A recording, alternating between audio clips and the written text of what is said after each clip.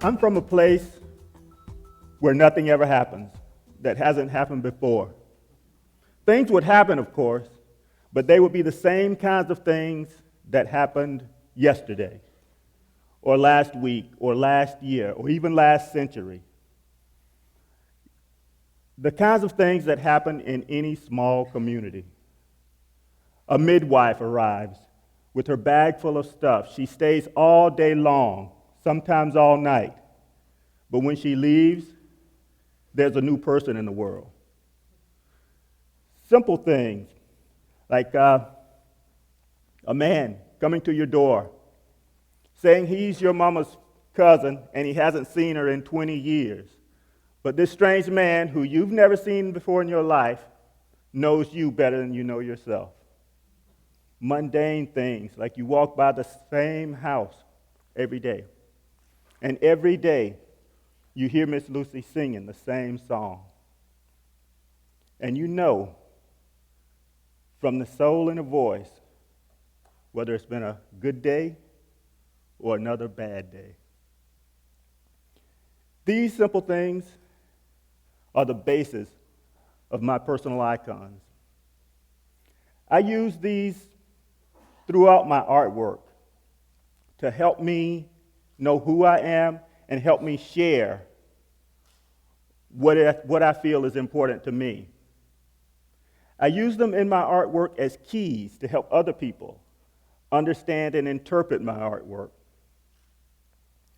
When I started as an artist, I was trying to create work that was relevant to a small community in South Georgia. But not until I went to Brazil did I learn and understand that the types of symbols, icons, archetypes, images that I was using was equally relevant to a large city in South America. Salvador, Bahia, is very similar to the South, I found, just more so. They've been able to retain a lot more of the items the cultural items that they brought from Africa, while we've had most of ours stripped away. The only things we've been able to retain are the things that we've been able to hide. And some of those things we've hidden and buried so deeply that we no longer remember that we have them. When I went to Brazil in 1991, even before I landed, I looked out the window and I was greeted with my first symbol of home when I could see all of the red dirt that they have, just like we have in Georgia. When I travel, I always take pictures of my work with me because it's a lot easier for me to show what I do than to explain what I do and talk about what I do. So, one of the images I had with me was of a man on a tractor. And in the background, there's a forest. In the middle, there's a field, a plowed field. And in the middle of that field, a large man with a mask holding a hoe. And after trying to explain in broken Portuguese to my friends there that this man in this field with this mask is a spiritual figure from my imagination that lives in the fields and the forest. And they replied, yes, we know, and he has a name, and there are many more of them.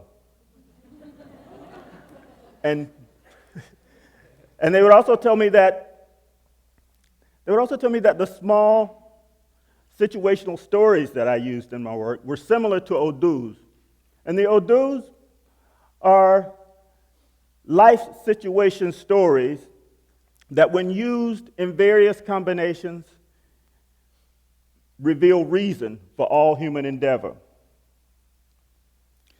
This experience was very affirming to me. It led me to look more deeply into the symbols I was using, the icons that I was using, and led me to strive to create more and more symbols that I could use in conjunction with each other to build complexity with those symbols. However, one symbol that I use in my work a lot, is often repeated, is the symbol of the okra. The okra carries a lot of cultural information. Looking at how it arrived here with us on the Middle Passage, seemingly a lowly food extender and thickener, yet it was a powerful cultural glue that held us together. It's a spiritual, ritual food that we've been able to hold on to over the years. We've been able to hold on to over the years, and that connects us to things that we no longer have a name for. The okra, its phallic shape, its chambers, its seeds, its structure are all symbolic of wholeness, of community. And this okra, even when cooked with greens, when you cook it with collard greens, it defies all sorts of good manners in that the only way to eat it properly is to use your fingers. Mm-hmm. Yeah. This okra, like I say, it carries a lot of memories. And the okra has a sister. Her name is cotton. Cotton is a beautiful plant. We love to look at it. A field full of cotton with the bolls open is a stirring thing. But it carries a long sack of emotional memories that can weigh a person down. Down home, we have a love-hate relationship with the cotton because we really love to hold it, touch it, look at it, but we really hate the way it makes us feel inside. It recalls a lot of painful memories. But because those memories are connected to our ancestors, to our fathers, to our mothers, we embrace them. We embrace those memories. And they remind us to remember the things that we should never forget. And one of the things we should never forget is that up to 150 years ago, African Americans were not allowed to get married in this country. So we created a loose ritual of jumping the broom. Jumping the broom was a transition into matrimony. And so the broom has become a very strong symbol. Another way a broom is a very strong symbol is a symbol of cleaning. That's a symbol of spiritual cleansing. And that was the intent when I gave a friend of mine a broom. They had been working very hard to finish their house. And once they finished the house, they moved in and had a housewarming party. So I gave them a broom that I had made. And another friend there saw the broom and realized, this broom, in my country, the people there give a broom and a loaf of bread to people when they move into a new house. And he asked if that was a ritual in this country. I said, not that I knew of. I'd never heard of it. But I told him what it meant to me personally. And sitting there sharing personal icons, personal symbols that we use, connected us.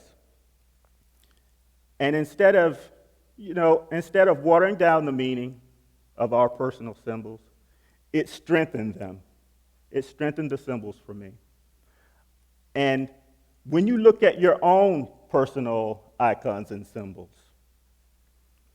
look deeply, find them. If you don't know what they are, look to your mother, look to your grandmother. I'm sure that there's something she must have touched that showed you a part of her, and also showed you a part of her that's in you. If we do not examine our personal icons and symbols, if we do not look closely at them, they can be just as damaging as they can be helpful. And if you don't know what your personal icons and symbols are, or if you don't make an effort to look and find what they are, there are certain corporations that are deeply engaged in manufacturing culture, icons, symbols for you, and they do not care about your grandmother. Thank you.